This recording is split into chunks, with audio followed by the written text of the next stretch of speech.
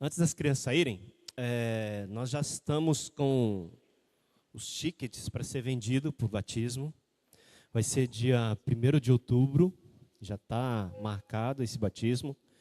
Então, se você pretende participar, nós incentivamos a todos irem, né? É um momento muito especial para a igreja. Eu creio que o batismo deveria ser algo muito especial para a nossa igreja, onde nós nos alegramos com aqueles que tomaram uma decisão por Cristo, né? Onde a gente pode juntos comemorar isso também.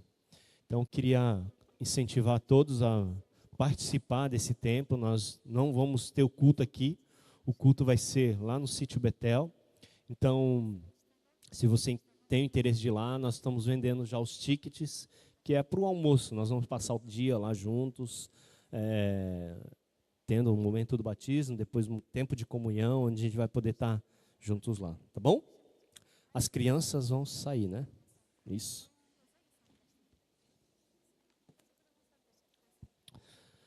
Enquanto as crianças saem, continue orando pelo nosso pastor.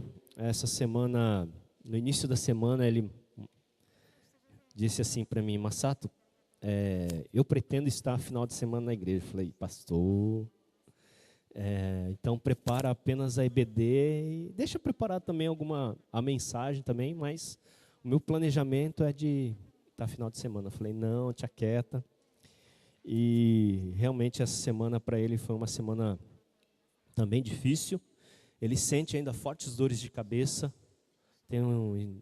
Quando o remédio passa o efeito do remédio, ainda ele sente fortes dores de cabeça. Ele não pode estar aqui com a gente, mas ele disse que ia tentar assistir o culto lá da casa dele.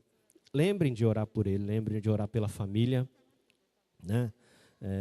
A dona Su também, dona Suzana, ela está com umas dores nas costas. Tem o neto, né? O Luquinhas está com catapora, tá melhorando agora. Eu falei com o Tibi ali atrás, mas é um momento assim muito difícil em termos de saúde para a família. Lembrem de orar por eles, não só por eles, mas por todos aqueles que têm enfrentado algum problema de saúde. E que na realidade todos nós passamos por isso, não é verdade? Vamos orar mais uma vez. Aquieta seu coração, coloca a sua vida diante de Deus. Que Deus possa ministrar os nossos corações nessa manhã. Senhor, nós te louvamos por essa manhã. Louvamos a Deus pelo que o Senhor é, não por aquilo que o Senhor pode nos dar, por aquilo que o Senhor já é para nós, autor e consumador da vida. És aquele que veio e nos salvou das trevas, nos deu uma nova vida. E isso deveria significar muito para nós, deve ter um significado muito grande para nós. Então, ministra nossos corações nessa manhã, de como viver uma vida melhor, uma vida íntegra, uma vida com o Senhor, Pai. Nos ajuda nessa manhã a entender a Tua Palavra, a buscar verdades na Tua Palavra, Pai. Que não seja eu, mas que o Senhor ministre no meu coração, primeiramente, e que eu seja apenas um instrumento Teu nessa manhã. Em nome de Jesus. Amém. Alguns domingos nós temos trabalhado sobre Tiago, né? Nós estamos terminando Tiago. Na verdade, eu escolhi dessa forma porque é uma forma também da gente poder entender um pouquinho a Bíblia e, ao mesmo tempo, uma forma onde a gente vai estudando conforme os capítulos vai passando e ninguém pode falar: o pastor está me dando uma indireta, né? Não, a gente está estudando, caminhando de acordo com os capítulos que vêm. E na última pregação que eu estive falando, nós falamos sobre a questão do dinheiro, da riqueza, né? A minha pergunta foi: qual o valor que o dinheiro ocupa na sua vida, né? E nós estudamos um pouquinho o que a Bíblia diz a respeito disso, né? Nós vimos que a Bíblia não proíbe a riqueza, mas é como é adquirido essa riqueza. O problema é como é adquirido, como administramos isso tudo, né? Não é pecado ser rico, não é pecado ser previdente, não é pecado usufruir da riqueza. O pecado está ligado à origem, ao meio e ao fim da riqueza. E dentro dessa frase nós trabalhamos, né, a questão, o pecado depende da origem, como nós adquirimos, né, o meio, como usamos, né, como fazemos esse dinheiro, né, ou a riqueza. E por fim, como nós investimos esse dinheiro. Como é que nós temos investido tudo aquilo que Deus tem nos dado. Eu entendo que para alguns Deus tem dado muito. Eu entendo que para alguns Deus não dá. Para alguns Deus nos limitou a ser assim. E para aqueles que Deus dá, é como você administra o seu dinheiro. Como é que você tem investido? Será que você tem investido em vidas, em pessoas? Tem demonstrado o seu amor, o seu caráter através daquilo que Deus tem dado para você? Como é que você tem feito? Então, nós trabalhamos um pouquinho a respeito disso. E hoje nós estamos entrando no capítulo 5, versículos 7 a 12 de Tiago. Ele diz o seguinte: portanto, irmãos, sejam pacientes,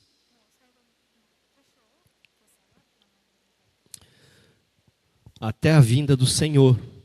Vejam como o agricultor aguarda que a terra produza a preciosa colheita e como espera com paciência até virem as chuvas do outono e da primavera. Sejam também pacientes e fortaleçam o seu coração, pois a vinda do Senhor está próxima. Irmãos, não se queixem uns dos outros, para que não sejam julgados. O juiz está às portas. Irmãos, tenham os profetas que falaram em nome do Senhor como exemplo de paciência diante do sofrimento. Como vocês sabem, nós consideramos felizes aqueles que mostram perseverança. Vocês ouviram falar sobre a perseverança de Jó e viram o fim que o Senhor lhe proporcionou. O Senhor é cheio de compaixão e misericórdia. Sobretudo, meus irmãos, não jurem nem pelo céu, nem pela terra, nem por qualquer outra coisa. Seja o sim de vocês, sim, e o não, não, para que não caiam em condenação. O contexto ali de Tiago, né, eles estavam falando sobre riqueza, sobre ricos oprimindo os pobres. Né? Então, o contexto de Tiago, na hora que nessa passagem, ele tinha acabado de falar para os ricos não oprimirem os pobres, né? E os pobres sendo oprimidos pelo rico. Então, imaginam agora Tiago falando, olha, agora vocês têm a palavra que aparece muito aí, paciência. Né? Não sei quantos de vocês, né, alguns já têm me compartilhado, né, sobre trabalho. Como sofre no trabalho. Pressão do chefe, pressão. E agora imagina o povo ali sendo oprimido por um pessoal mais rico, mais dinheiro. E aí Tiago fala assim, olha, tenha paciência. Né? Tenha paciência. Então, nosso tema de hoje, paciência. Portanto, irmãos, sejam pacientes até a vinda do Senhor.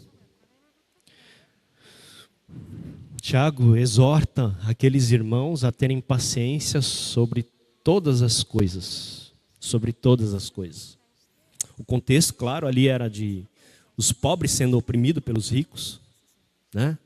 Sendo maltratados pelos ricos. Mas Tiago fala assim, olha, tenha paciência, tenha paciência. Quantos de nós não temos paciência? Não? Eu sou um. Deus tem me usado muito, no sentido, as crianças principalmente, né? Para ter paciência. A gente tem que distinguir, pais, distinguir o que é tolice, o que é criancice, né? Às vezes a criancice nos aborrece. E é a hora de a gente controlar os nervos, né? Nós não sabemos quando é criancice e quando é tolice. E Deus tem usado muito, muito, muito a vida dos meus filhos e a vida da minha esposa também. Paciência. Paciência. Claro que no contexto de Tiago era sobre a riqueza, mas quantos de nós não temos paciência? Até paciência para esperar as coisas de Deus. Nós murmuramos, nós reclamamos, nós brigamos com Deus, não é verdade? Por que Deus? Por que Deus?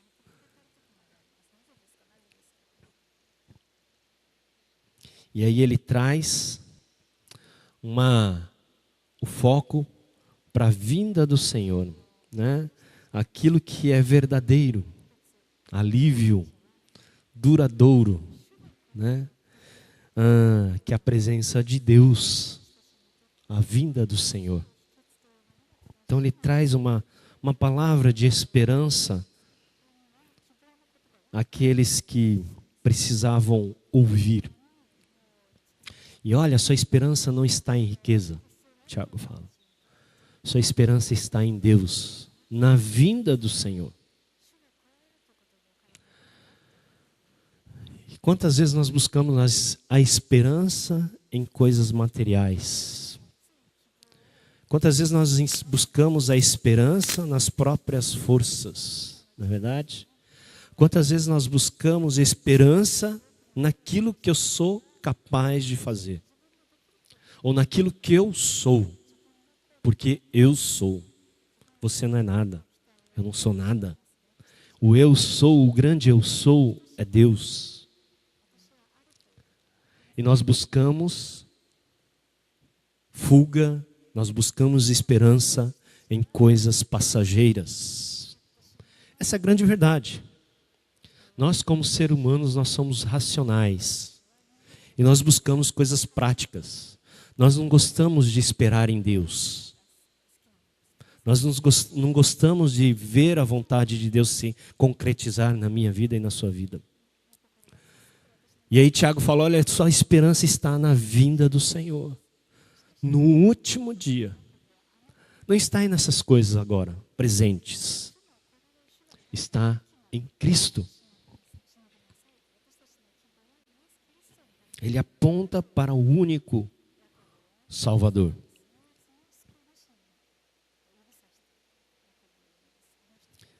Mas isso traz uma grande responsabilidade para nós cristãos, sabia? Porque existe responsabilidade para nós esperarmos nessa esperança.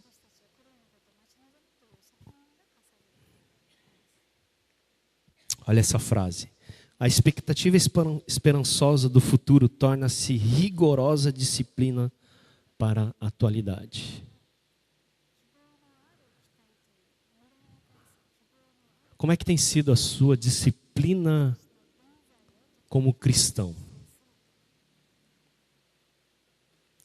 O que eu tenho percebido muitas vezes é que nós, cristãos, nós temos vivido uma vida apenas de domingo, ou apenas de nominal. Um religioso, com os fariseus. E quantas vezes Jesus não alertou sobre esses fariseus? Quantas vezes Jesus não chamou a atenção? Olha, vocês falam, mas não fazem.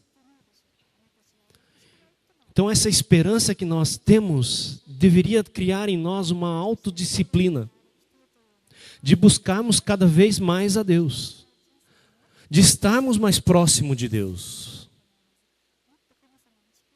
de levarmos a sério a vida com Deus, de que quando eu pecar, simplesmente eu chego para Deus, Deus me perdoa. Mas lá no íntimo, no âmago, se arrepender profundamente e chorar aos pés da cruz. Essa deveria ser a nossa reação. Quando nós falamos em esperança, deveria criar em nós uma responsabilidade tão grande que nós deveríamos nos aproximar mais de Deus. Mas o que acaba acontecendo é que, em vez de aproximar de Deus, nós murmuramos, nós reclamamos e nós não temos paciência.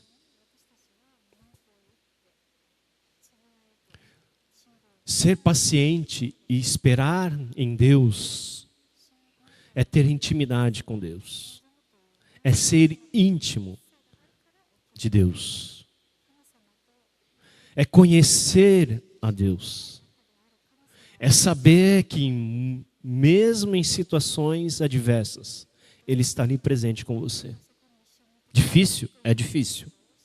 Para nós é difícil. Mas a cada problema que nós passamos, nós deveríamos estar mais próximo de Deus. E tem gente que, infelizmente, em vez de estar mais próximo de Deus, se distancia de Deus.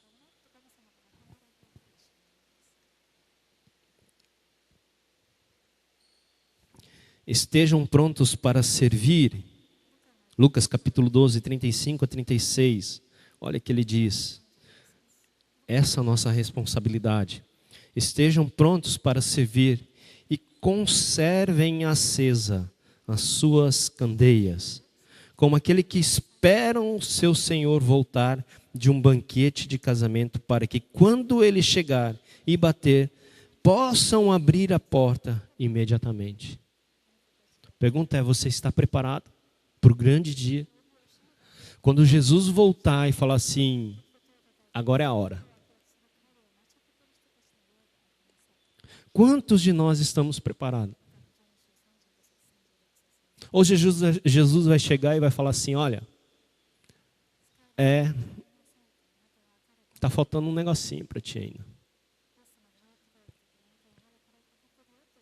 Confiar mais em mim.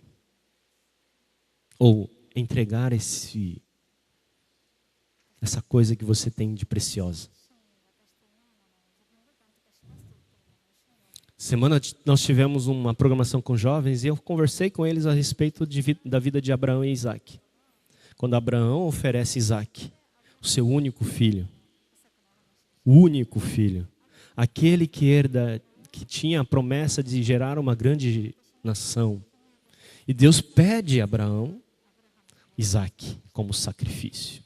E aí eu falei para eles, imagina o pai indo, amolando a faca, para sacrificar o seu filho, seu único filho. E aí eu perguntei para eles, qual é o seu filho hoje? Nós temos sempre um filho precioso, né? Não gostamos de abrir mão. Mas se Deus pedisse para você o seu filho, agora filho, eu estou falando qualquer coisa. Aí eu falei para eles, talvez a sua profissão, a sua faculdade, o seu namorado, a sua namorada, o seu emprego, o seu status, o seu orgulho.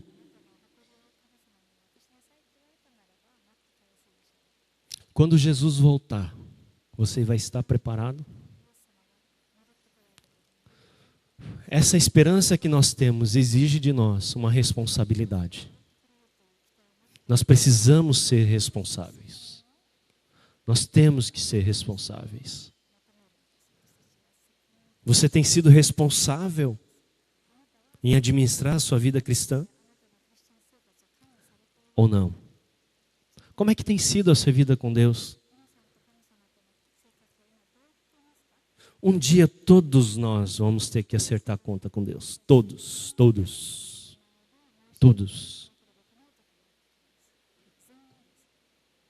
E o dia que Jesus chegar para você e perguntar, olha, lembra aquele teu filho que eu te pedi e você negou?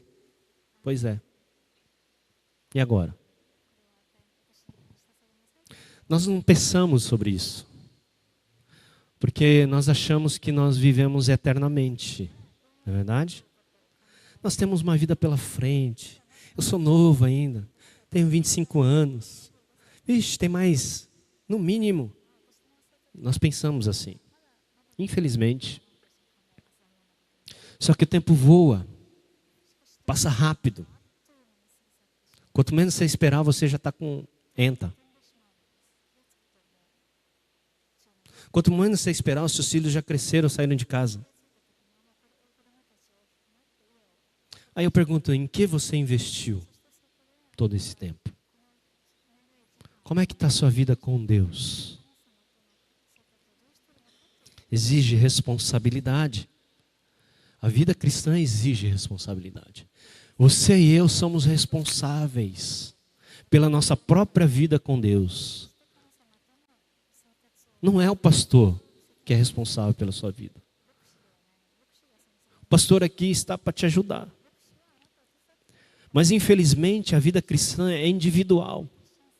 Não é algo coletivo. Não é algo que eu posso falar assim, olha Deus, está aqui o meu povo, então agora o Senhor pega e leve para o céu. Não é isso. A vida cristã é individual. É você e Deus. E aí o que nós temos feito com essa vida cristã?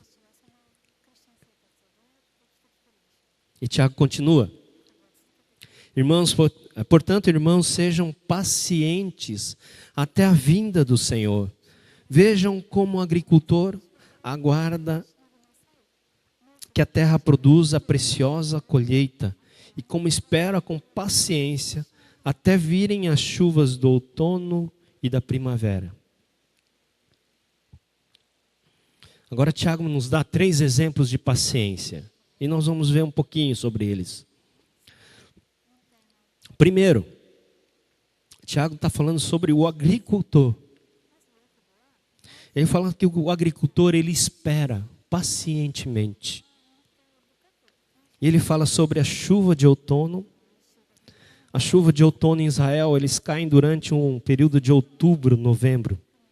Eles servem para amaciar a terra, preparar o solo para o plantio. E é nesse período de outubro a novembro, mais ou menos, que a chuva cai. Pelo menos naquela época, né? A chuva de primavera cai durante março e abril, pouco antes da colheita. Então ela ajuda na colheita. Ela ajuda os frutos a produzir, as árvores produzirem os frutos. E aí Tiago fala assim, olha, tenha paciência para esperar essa chuva de outono e a chuva de primavera.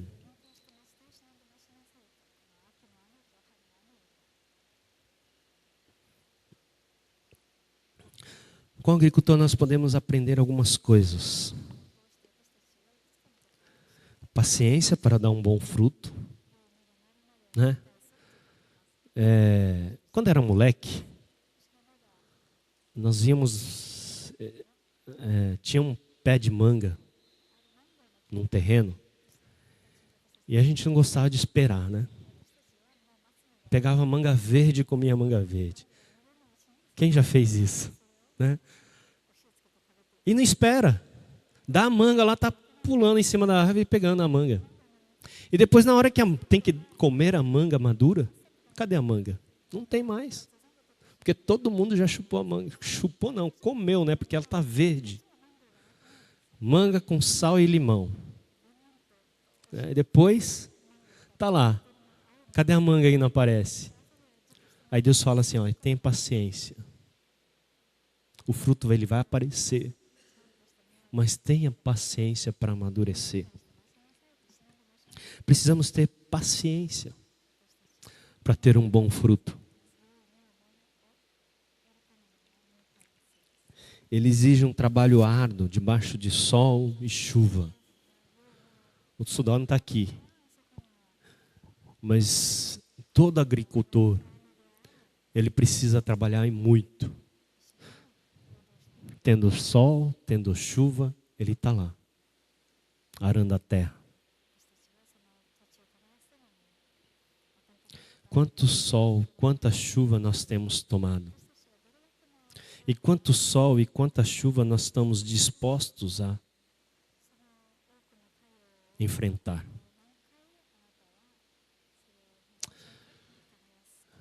Quando eu saí do Japão para cá, o governo estava tendo um pequeno problema lá.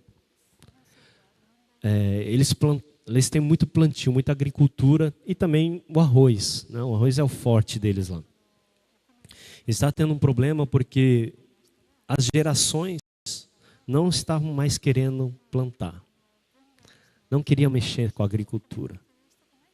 E até algum tempo eu estava ouvindo uma conversa de alguém de Tomé Açu também, né? Que muita gente vai embora e não volta para Tomé Açu para plantar. Até que agora voltaram alguns, né? Mas não tem paciência. Talvez algo que não rende muito dinheiro. Talvez é algo que não tenha muito retorno financeiro. Na nossa vida cristã é a mesma coisa. Achamos que nós não vamos ter retorno. Só que o Japão enfrentava esse problema e eles estavam preocupados porque eles não iam ter como produzir para eles mesmos. Eles iam ter que importar produtos. E isso se tornaria mais caro. É que muitas vezes é o que nós estamos querendo fazer com a nossa vida cristã. Importar produto. Nós não temos paciência de esperar em Deus. Nós não temos paciência de que Deus faça a sua vontade em nossa vida. Nós queremos importar, correr atrás de coisas fáceis. Nós não queremos estudar a Bíblia. Nós queremos coisas fáceis. Que alguém chegue e prepare um grande sermão para você e bacana, domingo foi joia. Deus falou muito comigo. Só que durante a semana nem sequer abrimos a Bíblia. Nem sequer oramos. Nem sequer falamos com Deus. Isso é vida cristã? Não. A vida cristã é individual. A igreja está aqui, claro, para te ajudar. Para te fornecer ferramentas. Para incentivar um ao outro a crescer junto. Essa é a função do corpo de Cristo. Nós precisamos um do outro para quando nós nos sentimos meio fraco, o outro chegar e falar, olha, estamos juntos, vamos caminhar. Mas nós não estamos dispostos a enfrentar o sol e nem a chuva. Nós queremos o quê? Sombra e água fresca. E hoje, gente, nós temos tanta facilidade de ouvir, de ver, de estudar, né? Eu tenho um aplicativo no meu celular, no computador, onde a Bíblia ali tem trocentas traduções, onde eu consigo ver palavras em grego, estudar mais a Bíblia, aprofundar mais na Bíblia. Aplicativos. E aí alguns falam, mas isso é caro, isso você tem que pagar. Mas quantos aplicativos nós não baixamos no celular que, né? Que não traz benefício nenhum em termos de crescimento espiritual. Pagamos por aquilo.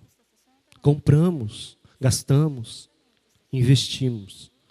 Mas na nossa vida cristã, domingo. Trabalho árduo. Ele tem que confiar e esperar.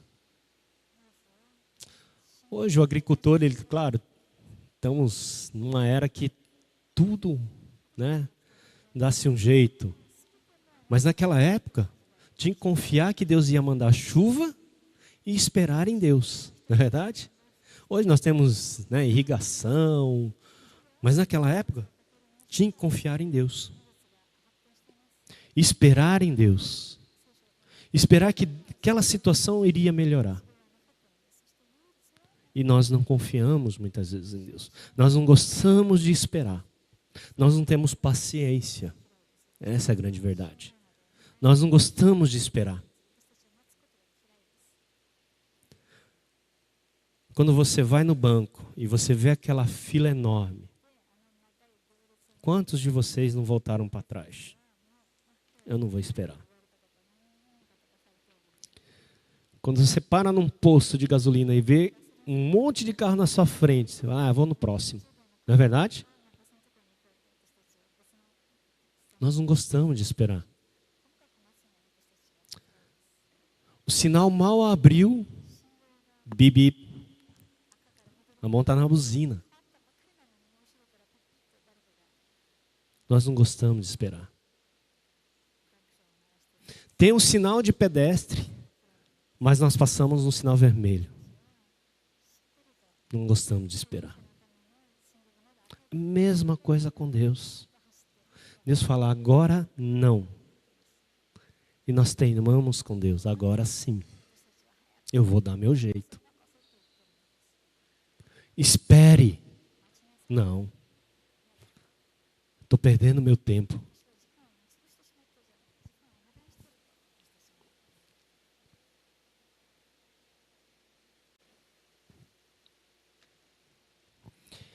E não nos cansemos de fazer o bem, pois no tempo próprio colheremos, se não desanimarmos. Gálatas capítulo 6, versículo 9. Colheremos tempo próprio, no tempo de Deus. Se o quê? Se não desanimarmos. Como nós desistimos facilmente das coisas, não? A Ruth que vive falando isso para mim, eu tenho que aprender. Tu é muito pessimista. Que eu chego e falo, não vai dar. Acho que não vai dar. Acho que não vai dar.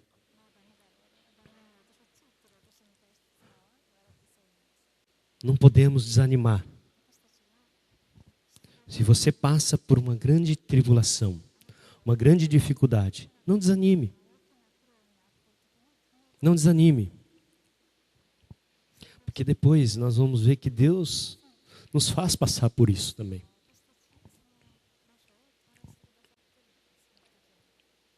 Paciência para dar bom fruto, trabalho árduo debaixo do sol e chuva, confiar e esperar.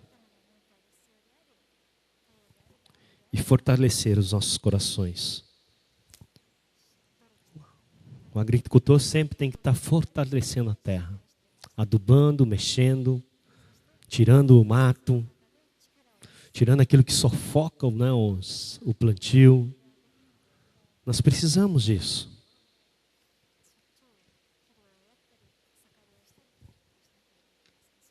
Sejam pacientes e fortaleçam o seu coração, pois a vinda do Senhor está próxima. Irmãos, não se queixem um dos outros, para que não sejam julgados. O juiz está à porta. Normalmente assim, quando nós nos queixamos de Deus, nós não estamos bem com Deus, facilmente nós achamos algum culpado. É isso que Tiago quer dizer. Se nós não estamos bem com Deus, facilmente nós achamos um culpado. Sempre a culpa é de alguém. Nós culpamos sempre alguma pessoa. Marido, cachorro, gato. Cadê a Laís? Gato, Laís. O gato foi morder ela, mordeu no lugar onde ela estava doendo, machucado. Ela foi correr atrás dela, do gato. Se bateu. Na verdade, ela não conseguiu pegar nenhum gato e bateu de novo e machucou de novo. Mas nós culpamos sempre alguém. A culpa foi do gato. Não, foi sua que foi querer bater no gato.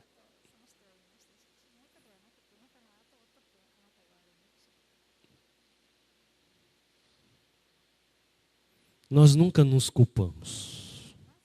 Nós nunca nos estamos errados. Sempre é o outro.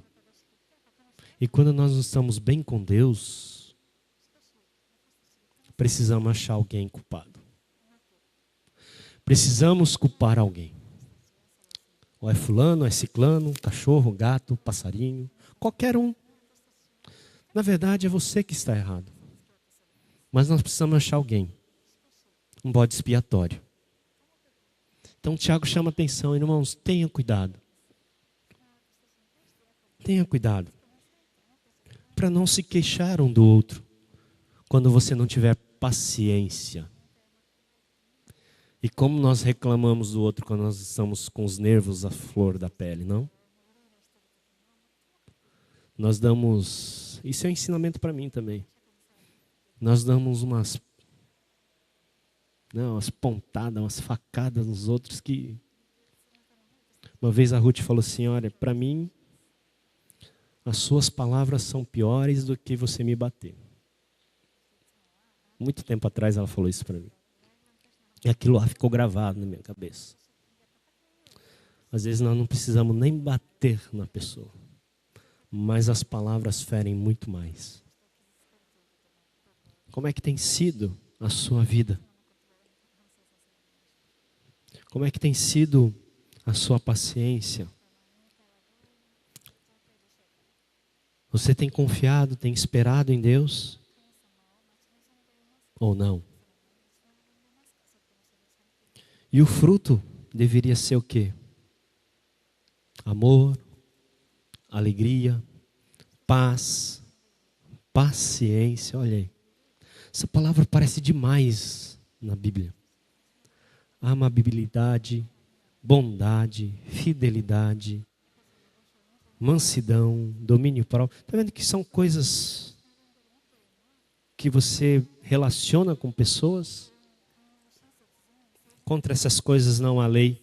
Os que pertencem a Cristo Jesus, o quê? Crucificaram a carne, com suas paixões e seus desejos. Será mesmo? Aquela história do filho, né? Foi crucificado? Foi deixado ali na cruz? Ou não? Mas o fruto do Espírito é amor, alegria, paz, paciência, domínio próprio. Como é que tem sido a sua vida? Tem dado fruto? Você tem tido paciência, arado a terra, trabalhando arduamente para que dê esses frutos? Ou você não tem trabalhado, deixado o fruto dar por si mesmo? Porque quando você não cuida, você não pode exigir frutos bons e bonitos. Porque você não está cuidando. E nós precisamos cuidar da nossa vida. E aí Tiago, ele traz mais um exemplo. Os profetas. Os profetas, eles andaram e ouviram a voz de Deus, falaram em nome de Deus, mas passaram por grandes aflições. Isaías, por exemplo, não foi ouvido por seu povo. Foi cerrado ao meio. Muitos dos profetas, aliás, se não todos, foram martirizados.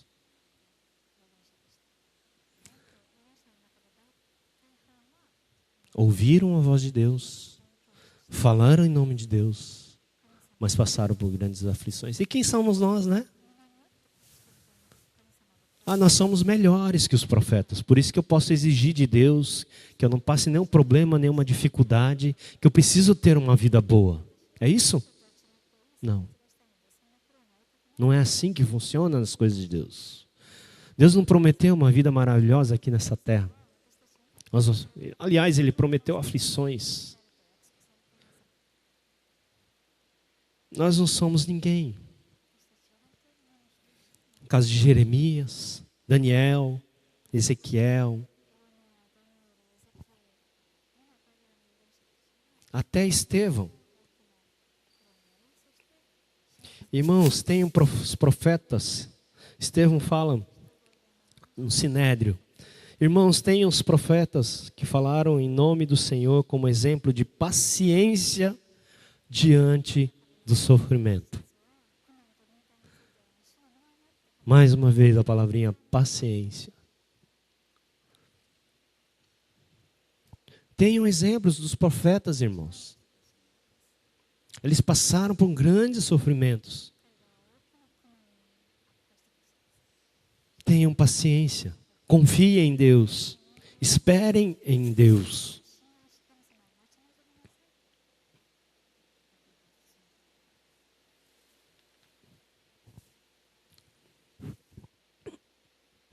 Qual dos profetas, seus antepassados, não perseguiram?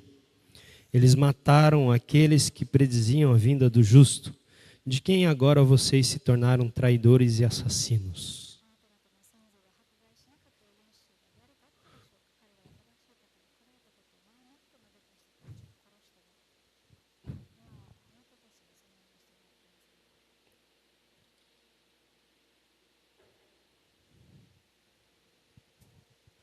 Quando você estiver enfrentando sofrimento, não coloque em dúvida o amor de Deus, pois pessoas que andaram com Deus, como você, também passaram pelas aflições.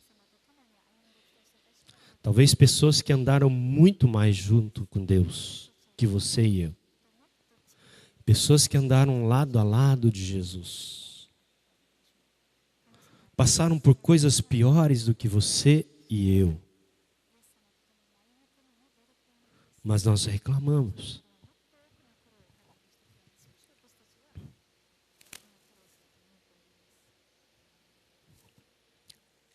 Olha que Mateus capítulo 5, versículo 11 a 12 diz. É um versículo que talvez muitos conheçam, mas não têm colocado em prática. Bem-aventurados serão vocês quando por minha causa os insultarem, os perseguirem e levantarem todo tipo de calúnia contra vocês. Alegrem-se e regozijem-se, porque grande é a sua recompensa nos céus, pois da mesma forma perseguiram os profetas que vieram antes de vocês. Alegrem-se. O sofrimento de agora é para o teu crescimento. Talvez você está pensando aí, mas eu não estou sofrendo nenhuma perseguição, minha vida está tranquila, minha vida está boa, né? Estou em paz.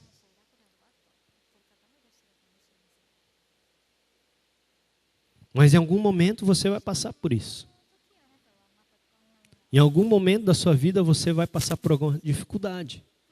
Será que nós estamos preparados para passar por isso? Ou não? 2 Timóteo capítulo 3, versículo 12. De fato, todos os que desejam viver piedosamente em Cristo Jesus serão perseguidos. Se você quer viver com Deus, você vai ser perseguido. Talvez não perseguido como num país islâmico ou num país que não proíbe o cristianismo. Mas alguma coisa você vai sofrer. Talvez no seu trabalho. Talvez a luta que você tem enfrentado de saúde, não sei. A verdade é que todos nós passamos por algum problema. É a forma que nós enfrentamos cada problema. Pacientemente ou não. Olha que legal essa pergunta. Se a igreja for mais perseguida, será mais fiel? Qual é a sua resposta? Se a igreja for mais perseguida, será mais fiel? Muitos iam falar sim, né? Mas não. Se ela for mais fiel, será mais perseguida. Quanto mais fiel você for a Deus, mais perseguido você será.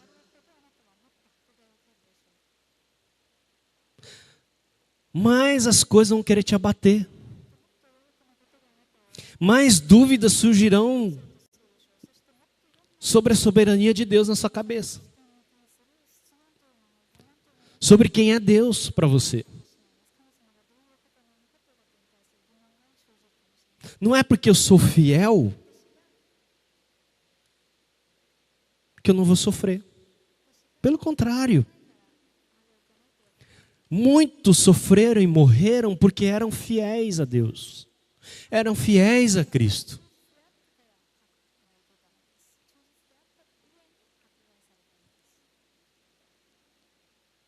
Se eu sou fiel a Deus, tenha certeza, você vai sofrer.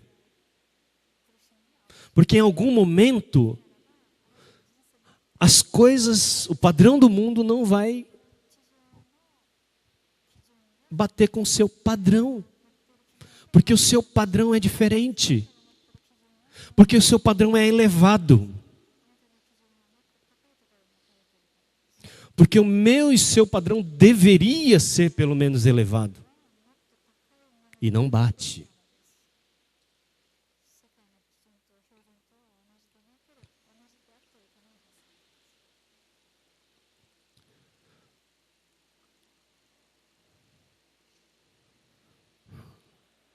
E o padrão do mundo cada vez pior.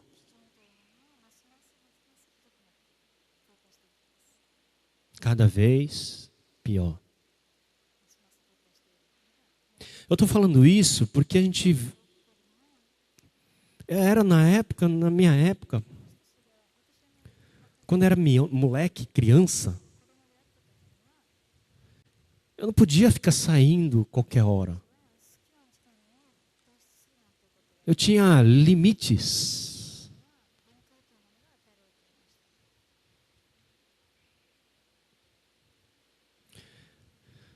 Com 14 anos eu já tinha responsabilidades. Não estou dizendo que tem que ter hoje. Mas as coisas estão mudando. Não é o pai que manda, nem a mãe que manda mais. É o filho. Os valores estão invertendo. Você liga a televisão, coisa que há uns 30 anos atrás, eu acho, 20 anos atrás, não passaria de jeito nenhum na televisão. E passa hoje como se fosse a maior naturalidade. Os valores estão mudando. Não, talvez não é que se estão mudando, porque na época do Antigo Testamento já eram corrompidos, né? Mas é que estão mais à mostra, tendo mais liberdade de... Mas a verdade é que a nossa conduta deveria ser diferente, como cristão.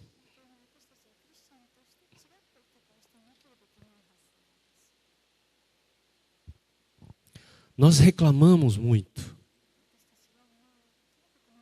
Por exemplo, há 20, 30 anos atrás, para ter um celular, não era qualquer um que tinha. Hoje toda criança tem um celular.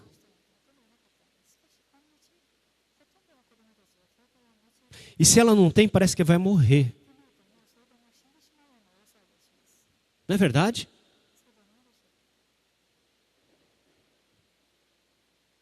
E nós pais, nós lutamos com isso também, né? Porque nós achamos, coitadinho, todo mundo tem, por que ele não pode ter? Estou dizendo que é errado. Estou dizendo que os valores estão mudando. Eu estou dizendo que esse valor talvez não seja errado, mas o valor moral também está mudando.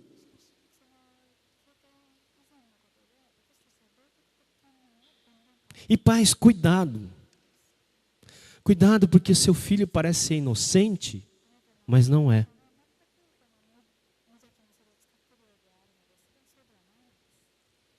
Assustou agora? Não é inocente. O meu filho não é inocente. É bonitinho, é educado, mas não é inocente. Eles aprendem coisas na escola que você nunca imaginaria. Valores. É como nós temos ensinado nossos filhos. Como nós temos ensinado nossos jovens. Como nós temos criado os nossos filhos? O seu valor de ética, qual é? Você ensina para o teu filho que não pode roubar nem matar. Mas você rouba e mata.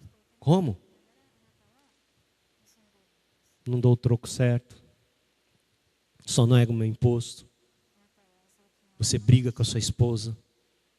Falam palavras na frente do seu filho que não é agradável. Exemplo.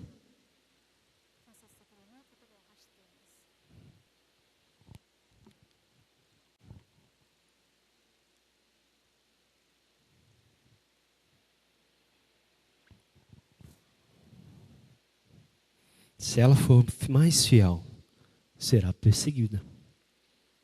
Quanto mais fiel nós formos, nós vamos ser perseguidos. Ah, você é muito careta. Sou. Sou porque eu sou fiel a Deus. Sou porque Deus me ensinou que deveria ser assim. E porque minha esperança não está nas coisas aqui. Está lá, na vida eterna. Quando Cristo vier me buscar e vai falar: servo bom e fiel. Foste fiel no pouco, no muito.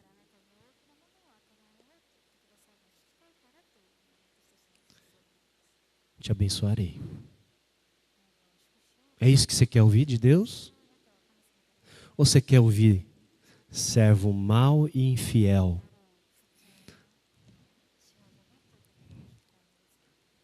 Estou desapontado com você.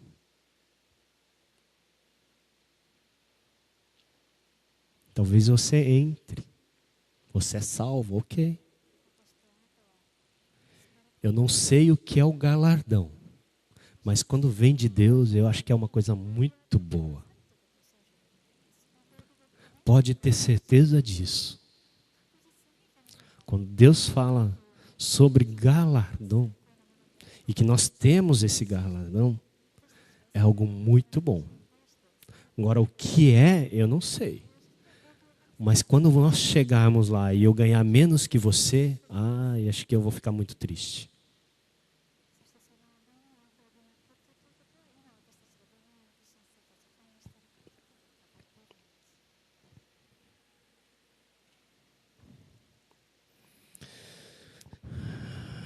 E olha que interessante, Deus jamais levará você onde a graça de Deus não possa lhe sustentar.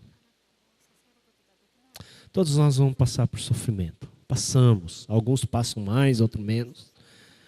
Mas Deus nunca vai levar você onde você não possa suportar. Tenha certeza disso.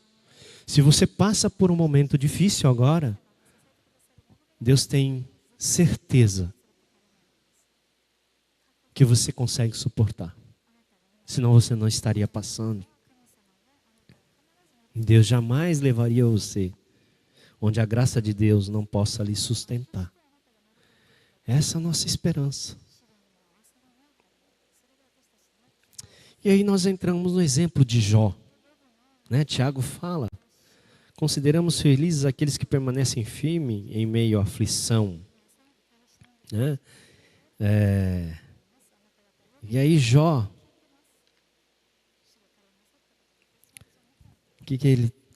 Jó ele passou por muitas dificuldades. Ele perdeu família, ele perdeu tudo que tinha que perder. Não restava mais nada para ele. Mas algumas lições que a gente pode aprender com Jó. Que sem provações, nós não temos perseverança. Não é verdade? Se a gente não ter provações, como é que a gente vai ter perseverança? Sem lutas, nós não podemos ter o quê? Vitórias.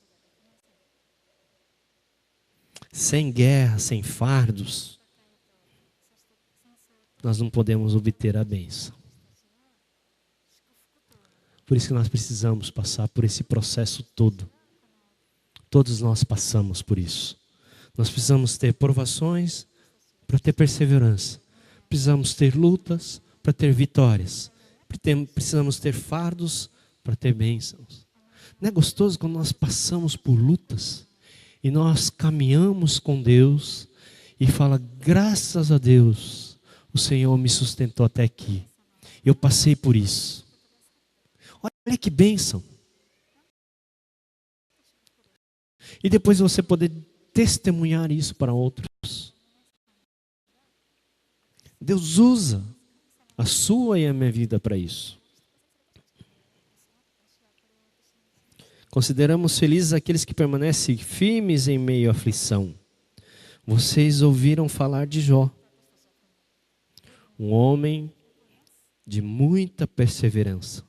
Sabem como no final o Senhor foi bondoso com ele, pois o Senhor é cheio de compaixão e misericórdia.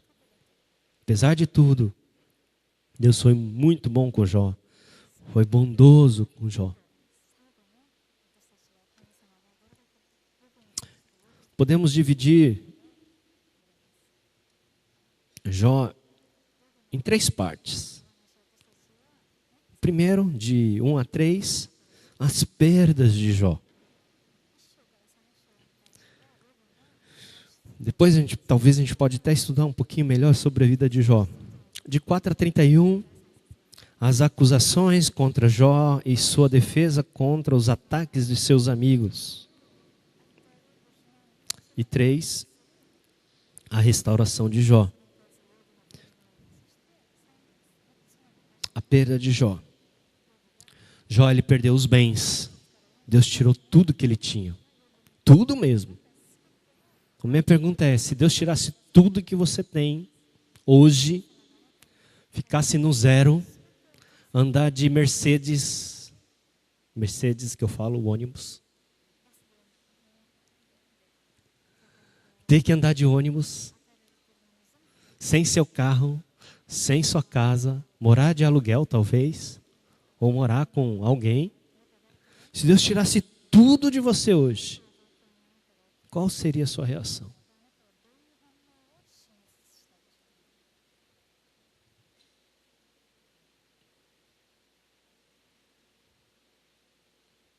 Com sinceridade. Porque conheço pessoas que Deus teve que tirar tudo. Tudo mesmo. Para começar do zero. Porque tudo que ele tinha, como nós vimos na outra pregação, ele investia para o seu próprio ego e não para o reino de Deus.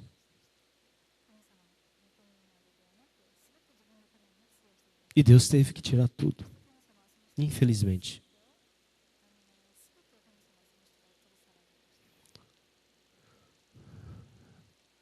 Se Deus tiver que fazer isso com você, você está preparado? Mais ainda, Jó perdeu os filhos.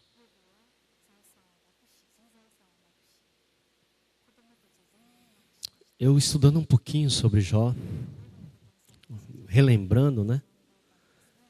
Acho que na primeira etapa, na segunda etapa, talvez eu não aguentaria mais. Mas Deus tira os filhos de Jó. Se não bastasse os filhos, Deus tira a saúde de Jó. E se não bastasse tirar tudo que ele tinha, ele fica sem o apoio de sua mulher.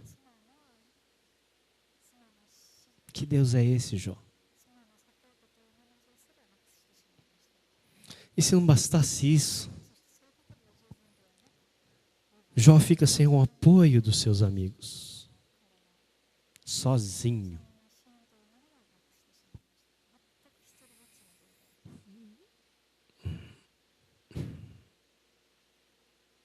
É um grande exemplo para nós de perseverança e paciência.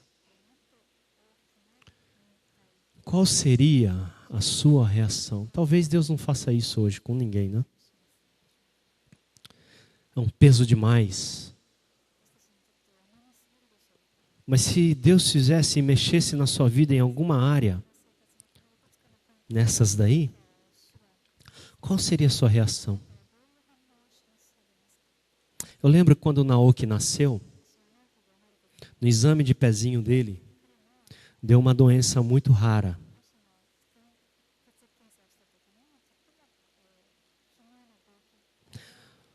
Quando deu essa doença no exame de pezinho dele, primeiro porque Naoki para nascer foi um milagre de Deus.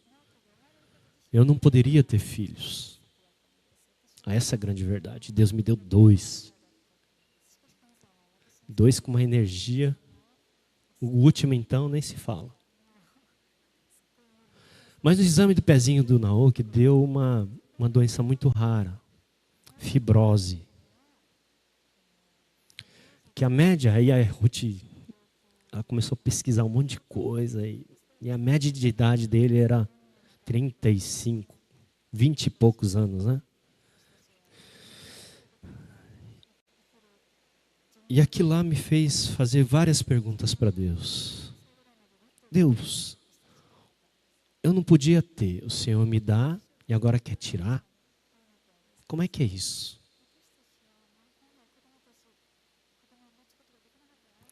E foi um período de muita angústia para mim. E é um período que me fez tomar algumas decisões na minha vida, onde eu resolvi realmente não entregar a minha vida, porque eu já tinha entregue, mas de me consagrar ao Senhor. De olhar para Deus e falar, Deus, está em tuas mãos. E a pergunta que eu fazia era, o que o Senhor quer de mim? O que o Senhor quer de mim?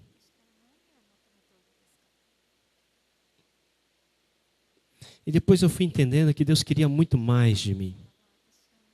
Por isso hoje eu estou aqui.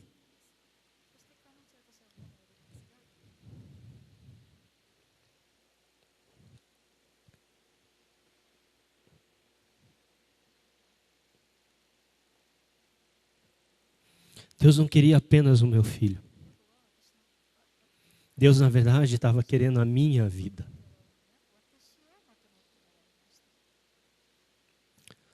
A minha vida por inteiro.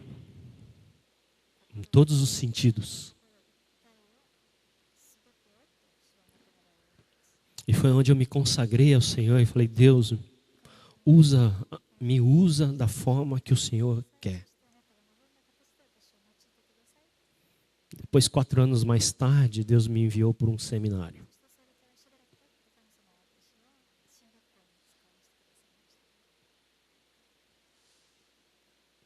Às vezes Deus mexe em áreas das nossas vidas, porque é preciso fazer a gente despertar por coisas que são muito mais valiosas do que simplesmente o meu ego, o meu orgulho, o meu status, a minha vontade.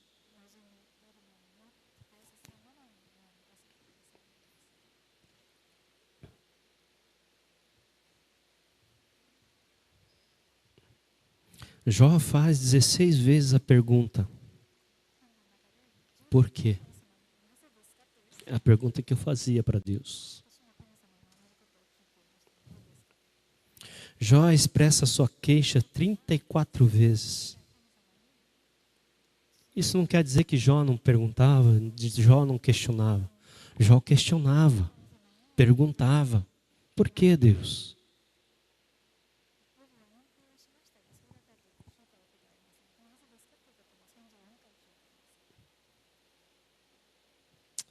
Mas ele entendeu algo muito importante que eu também aprendi. Jó capítulo 13, versículo 15. Ainda que Deus me mate, Ele é a minha única esperança. Apresentarei a Ele a minha causa. Ainda que Deus me mate, Ele é a minha única esperança. Ainda que as coisas vão de mal a pior, Ele é a única esperança. Grave bem isso na sua cabeça. Porque um dia você vai se lembrar disso. Não sei quando. Ele é a única esperança.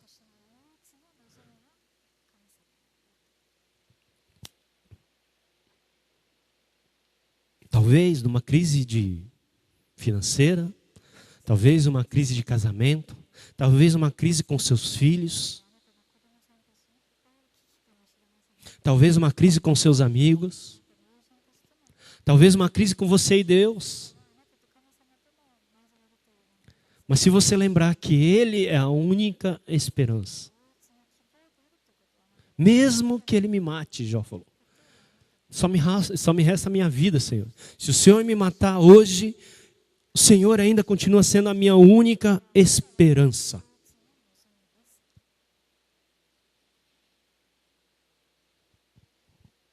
Você pode crer nisso? Que Deus é a única esperança? Aconteça o que acontecer, Deus é a única esperança para você mesmo.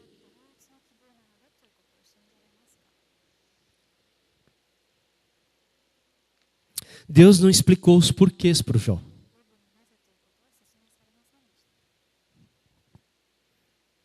Mas Jó conheceu o caráter de Deus. Deus não precisou ficar explicando. Jó, é porque é assim. Sabe como que é, né? Você precisa entender um pouquinho mais sobre mim. Deus não teve que explicar para Deus. Ou Deus não teve que explicar para Jó.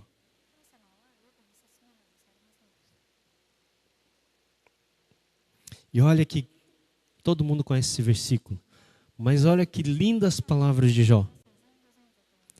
Antes eu só conhecia de ouvir falar.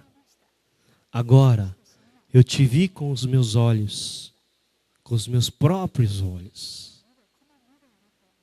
Ele não viu literalmente, mas ele estava muito próximo de Deus. Tanto é que ele falava assim: eu te vi, Senhor, com os meus próprios olhos. Que maravilha é essa? E muitas vezes Deus tem que colocar a gente de joelho para a gente poder entender quem é Deus. Muitas vezes Deus tem que nos colocar de joelhos para a gente conhecer mais a Deus. E às vezes Deus nos faz passar por isso para poder conhecer mais a Deus. O problema é que às vezes a gente não dobra o joelho. A gente não reconhece. O problema é que a gente quer passar por essas situações com as nossas próprias forças. E achar que o mundo está contra mim. E achar que o fulano está contra mim. Achar que a igreja é ruim. Achar que meu irmão é mau. Achar que Deus não se importa comigo. Ele se importa, por isso que Ele está colocando você de joelho.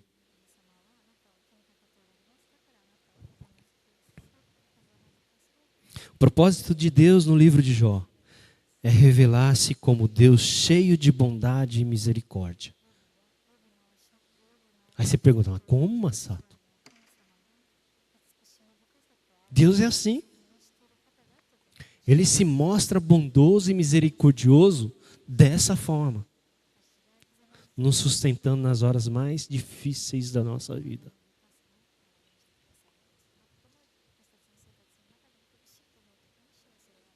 Abrindo os meus olhos naquela época, onde eu perguntava para Deus, por que Deus?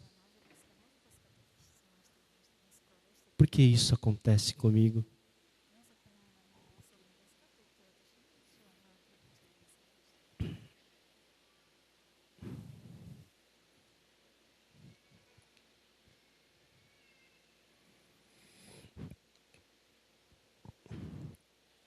Deus tem propósitos mais elevados no sofrimento do que apenas punir o pecado. Nós achamos que sofremos, às vezes, por causa do pecado. E não é assim. Deus tem propósito, às vezes, para o seu e meu sofrimento. Talvez algum sofrimento é consequência do pecado, sim. Mas na maioria das vezes, Deus tem um grande propósito para a sua, para a minha vida através do sofrimento. E talvez Ele está usando momentos assim para testar a sua paciência.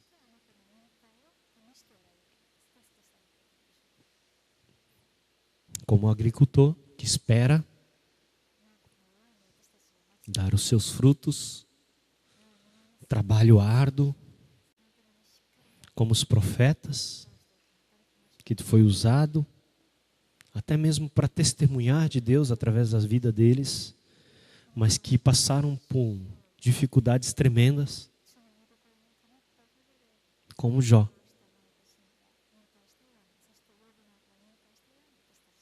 Talvez você não está passando ou não tenha passado. Mas é verdade que Deus quer trabalhar, às vezes, a sua e a minha paciência com outras áreas da sua vida. E é isso que Deus quer nos ensinar nessa manhã. Para terminar, eu queria que a gente escutasse essa música, baseada no livro de Jó também, né? Capítulo 42, versículo 2. Preste atenção.